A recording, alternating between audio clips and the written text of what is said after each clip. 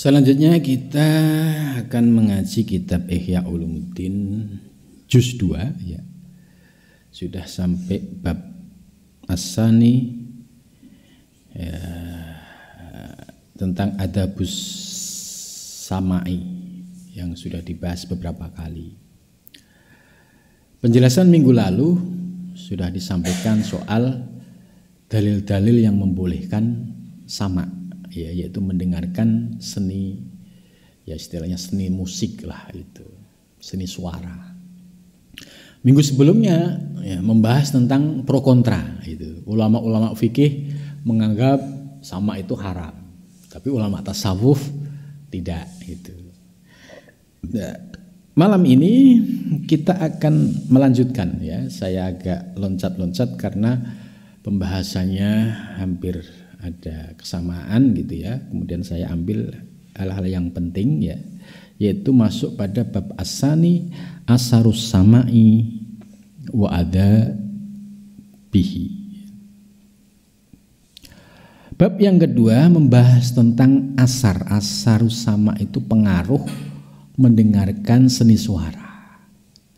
Kan mendengarkan seni suara itu kan ada yang diperbolehkan kemarin, yaitu seni suara yang sifatnya alamiah, kayak mendengarkan suara musik apa itu ala Sunda itu, atau kita mendengarkan suara-suara burung ya, atau suara-suara yang sifatnya alamiah ya, itu kan suara-suara yang bisa dinikmati oleh telinga kita.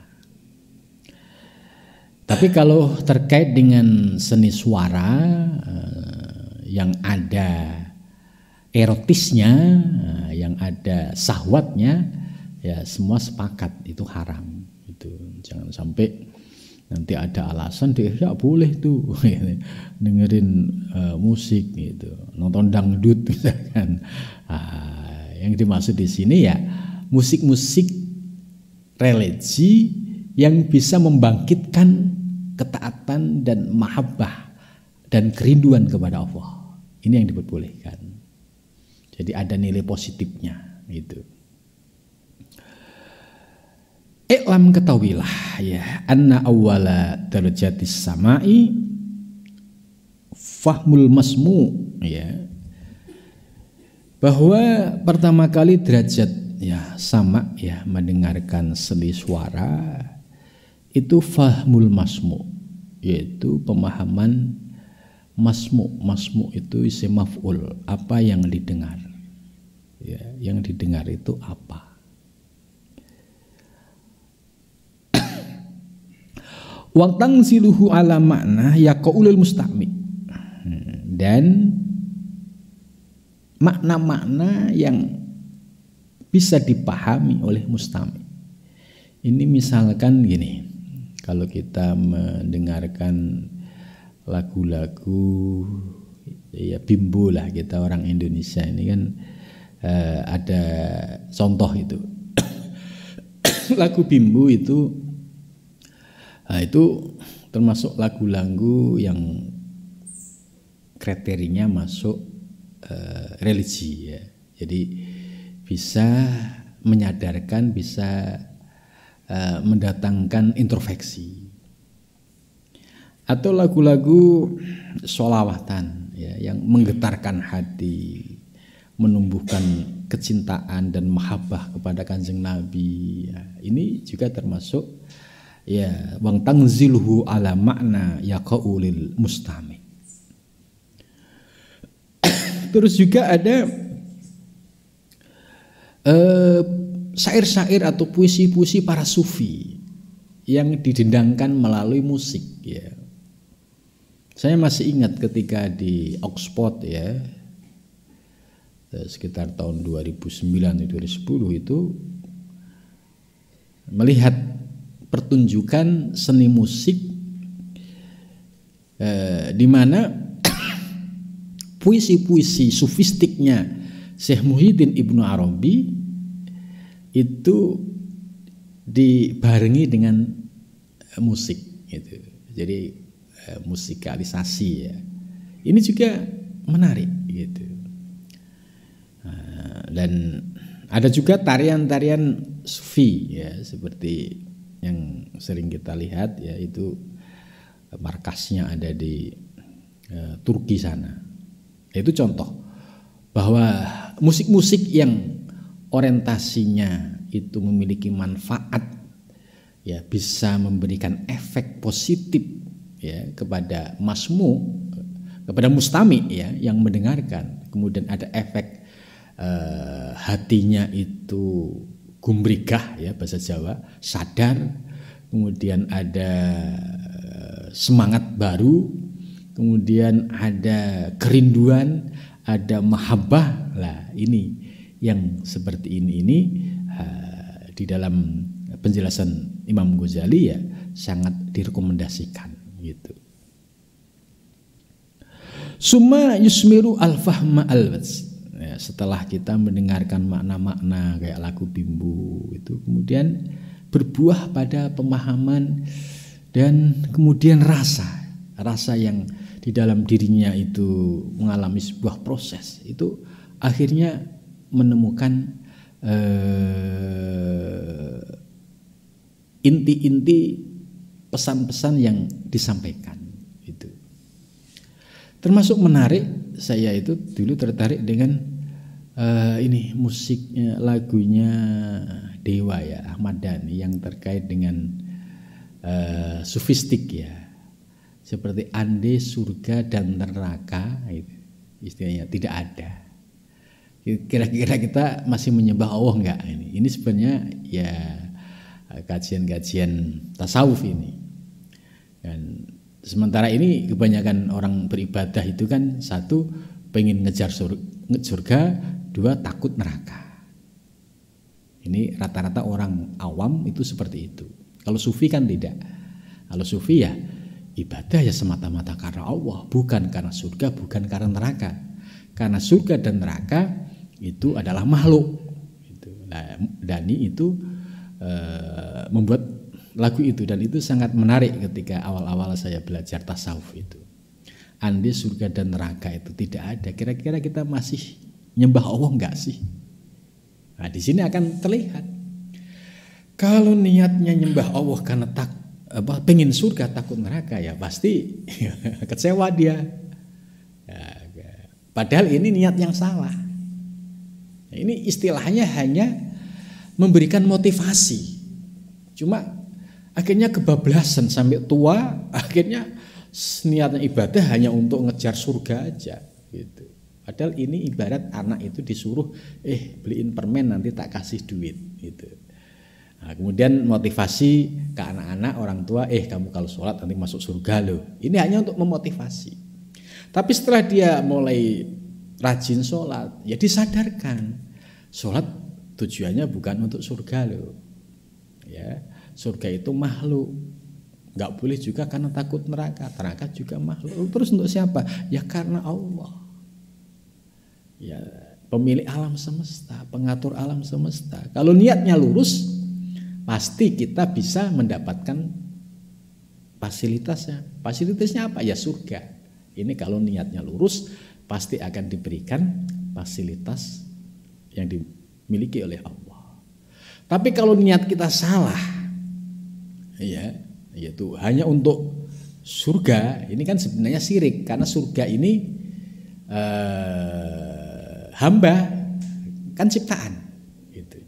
Jadi sebenarnya ini teknik untuk anak-anak gitu ya. Tapi kalau sudah orang tua ya nggak boleh menggunakan niat yang seperti ini. Harus diluruskan, ya ibadah ya karena Allah. Surga ini hanya fasilitas atau anugerah. Jangan dijadikan tujuan. Khawatir kalau tidak dapat surga, kan apapun ibadah kita, terus kita ngoyoworo istilahnya, minta balasan surga, itu enggak imbang gitu. Coba kalau dikoreksi, apa sholatmu sudah benar gitu kan, apa takbirmu sudah benar, apa fatihahmu sudah benar, apa dalam sholatmu sudah khusyuk, akhirnya kan malu. Gimana mau minta surga ternyata minus semua gitu loh. Maka perlu diperbaiki niat tadi. Jadi puisi itu menarik gitu. Lagu itu menarik. Dulu saya sangat senang ketika sedang awal-awal belajar tasawuf itu. Maka kalau kita sudah tahu niat yang sesungguhnya harus semata-mata karena Allah, bukan karena surga, bukan karena takut neraka itu. Ya, sufi yang heroik soal ini kan Rabi'ah Al-Adawiyah sebagai demonstrasi ya tentang masih banyaknya orang beribadah hanya semata-mata pengen surga gitu. Rabi'ah Al-Adawiyah bawa api dan ember yang isinya air. Demonstrasinya yaitu tadi, andai ibadahku ya kalau ada niatan atau lintasan karena pengen surga gitu ya, maka surga akan aku bakar supaya niatku ibadah bukan karena surga lagi gitu. Nah, ini kalau orang yang sudah terlanjur sholatnya hanya pengen surga kan repot ini gitu. Ini salah satu teknik bagaimana menghilangkan tadi yang awalnya itu hanya untuk memotivasi kemudian kebablasan gitu. Kemudian selanjutnya yang terkait dengan neraka, ada juga orang sholat karena takut neraka. Rabi'ah juga sama, andai ibadahku itu hanya takut api neraka, ya maka api neraka akan aku guyur ya, dengan air supaya apinya padam sehingga tidak menakutkan lagi. Itu tujuannya apa? Supaya ibadahnya karena Allah, bukan karena makhluk tadi, surga dan neraka. Nah ini yang harus dipahami bagi orang-orang yang sudah belajar ilmu tasawuf. Orientasi ibadahnya ya harus semata-mata karena Allah. Kalau pemula-pemula orang-orang awam itu ya masih orientasinya itu. Tapi jangan kebablasan. Udah sepuh, udah tua, ya akhirnya orientasi ibadahnya semata-mata karena itu. Ini ya agak sedih juga gitu. Maka penting kita belajar ilmu tasawuf ini supaya arah ibadah kita itu lurus. Ya itu yang tadi saya sebutkan bahwa lagu itu yang dinyanyikan oleh Dhani itu sangat bagus. Itu ada nilai sufistiknya. Gitu. Kemudian wa yusmirul al-wasd al-harakah bil jawari. Biasanya ekspresi orang yang sedang menikmati lagu, ya contoh lagunya Dhani yang tadi yang terkait dengan ya istilahnya menyembah hanya karena Allah, kemudian lagu-lagu bimbu gitu, itu kan pasti akan ada suasana batiniah yang dia itu nyocoki gitu, merasakan kenikmatan gitu, ada samrohnya, ada buahnya. Nah itulah yang disebut al-wajdu. Kemudian diekspresikan karena dia sedang asik gitu. Ya terkadang ekspresi tangannya itu bisa ikut mengetuk-ngetuk gitu.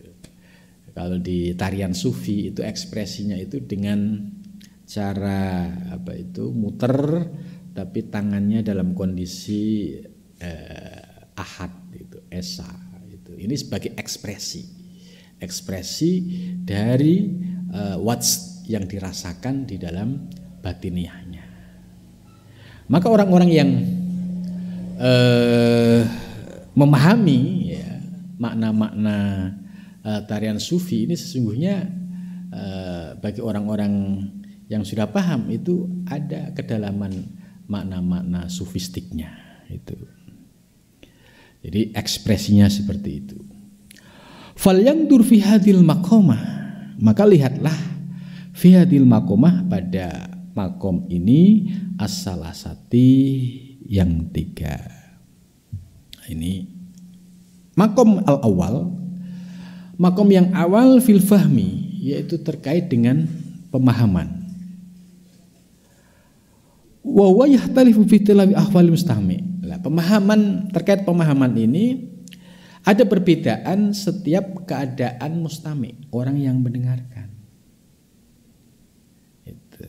Ya contoh tadi, lagunya Dhani tentang andai surga dan neraka itu tidak ada itu. Kalau orang yang belum paham tasawuf ya dianggap biasa-biasa aja gitu. Tapi orang yang sudah paham, oh itu arahnya ke sana. Maka di sini ada perbedaan, ya gitu. Kemudian walil mustama' arba'atu ahwalin. Nah, ini Imam Ghazali luar biasa ya, sampai dipreteli. Ya. Ternyata mustami ini ada 4 ahwal, 4 keadaan. Jadi ada makom, 3 makom. Yang pertama terkait dengan fil fahmi, pemahaman. Terkait dengan pemahaman ini ada perbedaan-perbedaan antara satu orang dengan orang lain. Nah, terkait mustami ternyata dibahas lagi, diurai lagi. Ada arba'atu ahwal, ada 4 keadaan. Ini kita bahas sekilas-sekilas ya supaya pembahasan utuhnya itu dapat kita peroleh. Ihdaha, salah satunya ayakuna sama bimujarati tobi gitu. Jadi hendak ya mendengarkan itu ya, semata-mata murni dari tobi. Tobi itu ya sifatnya naluri alamiah. Naluri alamiah ya seperti kayak kita mendengarkan kicauan burung itu pasti setiap orang memiliki kecenderungan masing-masing. Ada yang senang burung tekukur, ada yang senang burung yang macam-macam itu gitu. Jadi kenapa? Karena menikmati. Oh ini suaranya indah sekali. Gitu. Indah sekali. Lah, kalau suara burung saja membuat dia terpesona keindahannya, kenapa enggak dilanjutkan? Siapa yang menghidupkan burung? Siapa yang memberikan suara burung? Gitu. Akhirnya ketemu kepada Allah. Oh iya, ternyata suara burung perkutut, ya burung macam-macam lah itu, yang setiap orang itu punya ketertarikan masing-masing. Ya dari suara masing-masing ini sudah membuat ketertarikan. Tapi yang ada lebih penting lagi, melihat secara hakiki bahwa suara-suara itu ya yang dikeluarkan oleh burung ternyata ya kembali ke penciptanya yaitu Allah. Oh, akhirnya subhanallah, maha suci Allah. Ya. Bisa muncul ragam suara burung yang beraneka ragam. Oh, ternyata itu semua kembali kepada Allah Subhanahu wa taala. Ini jadi berawal dari ya istilahnya setiap individu itu pasti punya ketertarikan terhadap suara-suara itu. Nah, kemudian dibuka dari sisi substansinya, hakikatnya. Oh, jangan sampai kita terpesona dengan burungnya. Memang burung kan hanya makhluk ciptaan. Ya. Karena itu kalau orang awam ya pasti terpesona dengan burungnya. Gitu. Tapi kalau bagi orang yang paham ilmu tauhid, ilmu tasawuf, itu yang diingat ya penciptanya. Suara burung indah ya karena Allah yang menciptakan, Allah yang membuat indah. Gitu. Nah, ini bagi orang yang sudah punya pemahaman tauhid, tasawuf ini akhirnya bisa mengembalikan kepada Allah Subhanahu wa taala. Kemudian ila istildadal alhan wan naqomat. Jadi ya telinga kita itu akan refleks, ya. Bisa refleks, menikmati, mendengarkan gitu. Karena sudah punya bawaan, sudah disetting dari sononya. Hanya saja tadi kita tidak boleh terpesona sebatas pendengaran yang sifatnya lahiriah, apalagi sampai lupa kepada penciptanya. Gitu. Nah, pandangan para sufi, kita jangan terpesona dengan wujud burung perkutut yang suaranya bagus, gitu, yang menang kontes, tapi pandanglah secara hakikinya bahwa burung ini bisa bersuara bagus, ya dia hidup. Ya, siapa yang menghidupkan? Ya Allah. Siapa yang menciptakan? Ya Allah. Itu akhirnya ketemu Allah. Itu ketemu, bisa memahami, kembalinya kepada Allah Subhanahu wa Ta'ala. Itu kondisi yang sifatnya naluri yang bisa terjadi kepada siapa saja. Al-halatu saniyah, keadaan yang kedua, ayasma'a bifahmin. Dia mendengarkan, ya dia paham. Walakin yang ziluhu ala suratin makhlukin, akan tetapi itu disampaikan ya dalam bentuk rupa makhluk. Itu imma muayyanan wa imma ghairu muayyanin. Ada kalanya nyata, ada kalanya tidak. Itu maksudnya tadi. Ya, telinga bisa mendengarkan, tapi wujudnya itu wujud makhluk. Ya contoh misalkan suara-suara seorang penyanyi yang suaranya merdu gitu. Nah, suara merdunya penyanyi, ya ini jangan berhenti pada penyanyinya, jangan terpesona dengan makhluknya, tapi harus terkoneksi dengan yang memberi suara indah itu, yaitu Allah Subhanahu wa Ta'ala.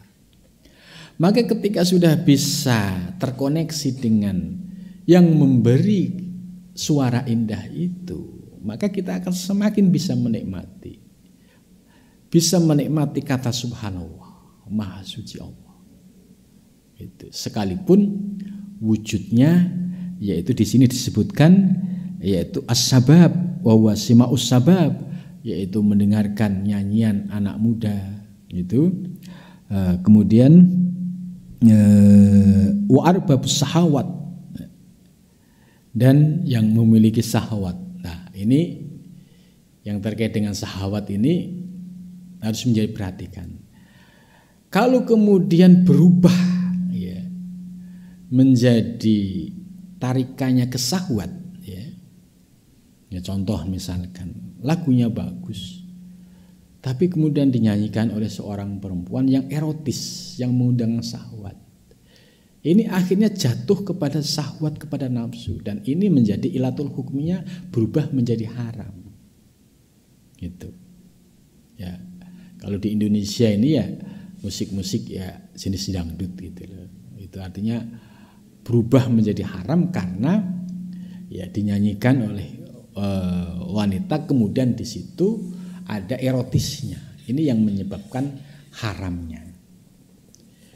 Di daerah Timur Tengah juga ada ya nyanyian-nyanyian perempuan yang bahkan kalau kita orang Indonesia, wah itu dianggap wah nyanyinya bahasa Arab, dianggap bagus semua gitu kan, dianggap apalagi wah itu nyanyinya pakai Al-Qur'an semua itu gitu kan.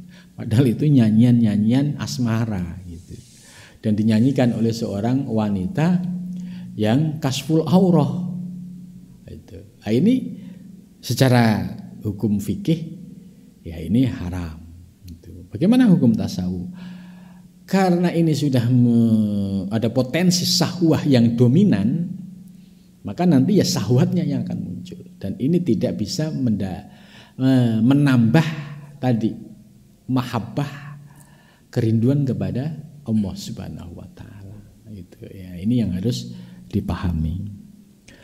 Kemudian al-halatu as-saniyah, al-salisah, keadaan yang ketiga, ayang zila ma yasma'uhu al-ahwali nafsihi fi mu'alamatihi lillah, yaitu ayang zila hendak turun ma yasma'uhu, apa yang dia mendengarkannya al ahwali nafsi, sesuai dengan keadaan personalnya. Fi muamalatihi, dalam muamalahnya, dalam hubungannya lillahi ta'ala, ya, kepada Allah Ta'ala. Kan ada seorang pribadi itu yang menikmati musik, tapi sufi musiknya itu musik rohani, musik sufistik gitu. Dan dia bisa menikmati betul alunan-alunan musik itu. Tapi menikmatinya itu bisa lillah, mengembalikan kepada Allah. Gitu. Wa taqallubi ahwali, dan berubahnya ahwalnya, keadaannya. Ini. Lah, wa hadza sima'ul muridin, ini yang seharusnya menjadi pendengaran para muridin, yaitu orang-orang yang menuju Allah. Jadi para muridin mendengarkan musik istilahnya tidak haram. Ya, kalau kelompok sebelah itu kan haram mutlak, gitu kan. Tapi para sufi kalau itu bisa menggetarkan hati, membuat kerinduan, perjumpaan dengan Allah, ini ya lebih indah lagi. Musik sebagai sarana itu.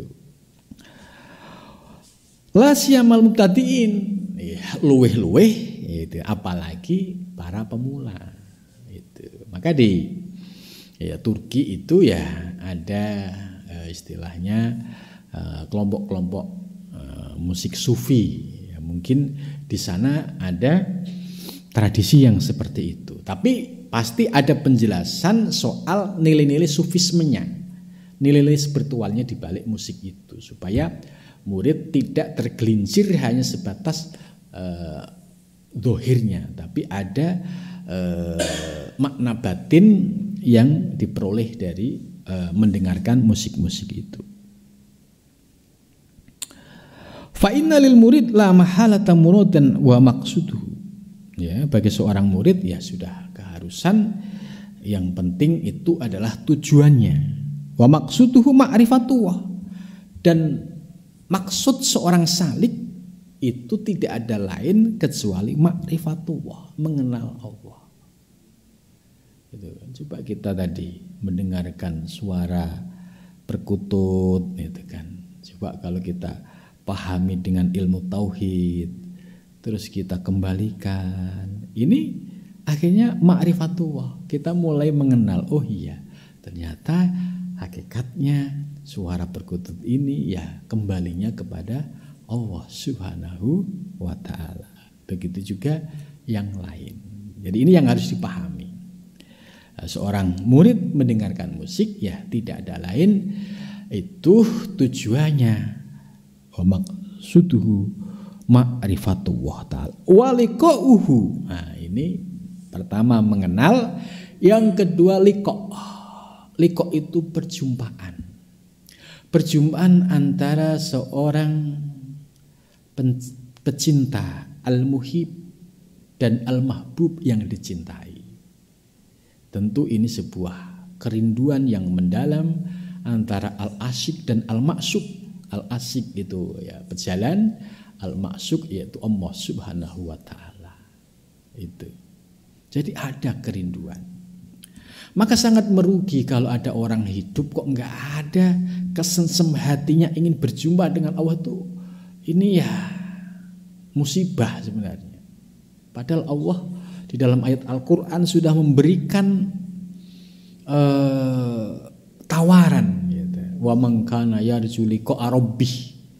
Sapa wonge sing pengen ya, sapa wonge yang ingin, siapa saja yang ingin berjumpa itu sudah diberikan tawaran liqa rabbih. Redaksinya menggunakan liqa rabbih, berjuang. Itu sudah ada, fal ya'mal amalan sholika wa la yusyrik bihi. Redaksi lain juga ada yang liqa Allah, barang siapa yang ingin berjumpa dengan Allah, fa inna sa'alatin, sesungguhnya waktunya pasti akan tiba. Gitu. Jadi banyak redaksi-redaksi yang ada di dalam Quran memberikan istilahnya semangat bagi kita adanya liqa, perjumpaan liqa Allah, berjumpa dengan Allah Subhanahu wa taala. Ini redaksinya zahir ya. Redaksinya nyata di dalam Al-Qur'an. Dan di sini Imam Ghazali juga menjelaskan, yaitu waliqa'uhu, dan berjumpaannya dengan Allah. Wal wusul ilaihi, dan wusul ilahi. Ya, orang-orang ahli thariqah juga sama. Tujuannya tidak ada lain, hanya wusul ilallah.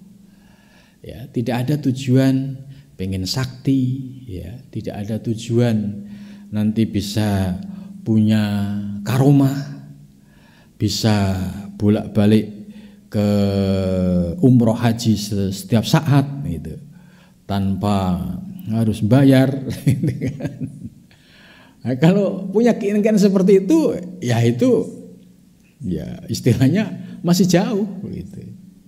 Keinginan seorang salik ya usul ilallah. Ya. Dan juga keinginannya bukan karena kesaktian. Wah, saya pengen menjadi ahli thariqah, ya tujuannya apa? Supaya kebal. Ya. Nah, ini juga tidak akan sampai. Atau saya pengen menjadi yang sakti lah gitu. Doa saya manjur gitu. Sekali nyembur air itu dijamin cespleng gitu. Ya, kalau ini kan tujuan akhirnya ke duniawi. Nah, ini tujuan-tujuan ini masih di ranah hijab. Harus dibersihkan. Harus disucikan.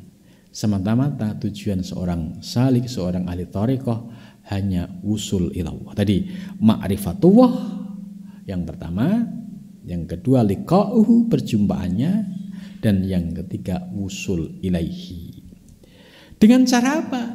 Bitoriqil musyahadah, dengan metode yaitu menyaksikan. Musyahadah itu tadi yang saya contohkan, mendengarkan burung perkutut, ya.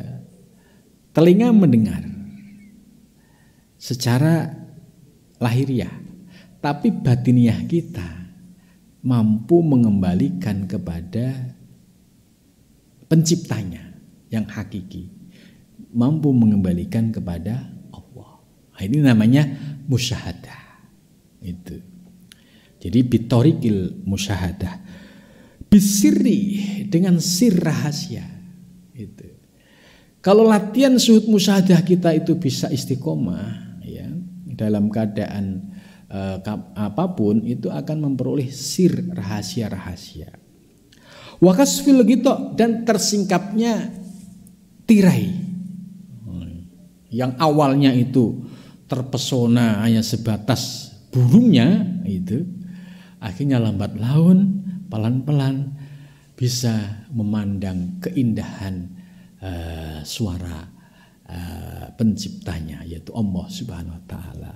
Begitu juga ketika ada kolektor ikan yang awalnya hanya terpesona dengan wujud ikannya, tapi lambat laun terpesona dengan penciptanya. Akhirnya ada keindahan di dalam batiniahnya, ada kerinduan di dalam hatinya. Itu. Ini yang namanya kasbul ghita. Jadi maka sayang sekali kalau orang punya hobi gitu ya sebatas aspek dohir tok. Hobi burung ya hanya sebatas terpesona burungnya tok, enggak memahami dari sisi hakikat. Hobi misalkan ikan juga sama, hobi yang lain juga sama, yang akhirnya enggak ada nilai spiritualnya. Nah, Imam Ghazali ini memberikan sebuah pencerahan, ya. Walau fi maqsudihi, dan bagi para salik, ya, itu memiliki di dalam tujuannya itu thariqun, ya, huwa saliku. Jadi bagi para salik, ya, di dalam tujuannya itu sebagai thariq, jalan. Huwa saliku, dan dia adalah pejalannya. Itu. Jadi kalau ada seorang salik pecinta burung enggak ada masalah. Karena dengan burung ini bisa menjadi wasilah untuk bisa sampai kepada sang penciptanya. Karena burung ini apalah kalau tidak dikehendaki oleh Allah, tidak diberikan ruh oleh Allah, tidak berikan suara, apalah artinya. Dengan musyahadah akhirnya semakin menambah tadi sir, yaitu rahasia-rahasia yang dirasakan. Itu. Nah, ini yang maksud saya Imam Ghazali ya mampu memberikan pencerahan ya soal hal-hal yang sifatnya umum yang terjadi di masyarakat kita ternyata bisa diisi secara istilahnya spiritual, yaitu dengan cara memandang kepada pencipta yang sejati, pemberi suara yang sejati, yaitu Allah Subhanahu wa ta'ala, sehingga terpesonanya bukan kepada makhluk tapi kepada Allah. Inilah tujuan dari para salik dalam menuju Allah Subhanahu wa ta'ala. Nah, saya kira cukup sampai di sini ya. Insya Allah kita akan lanjutkan pada pembahasan lain. Kalau kita lanjutkan ya bisa sampai jam 10 lebih nanti. Mudah-mudahan dengan pengajian ini kita semakin bertambah ilmu dan mudah-mudahan juga diberikan kemudahan mengamalkan ilmu ini. Amin ya rabbal alamin. Kita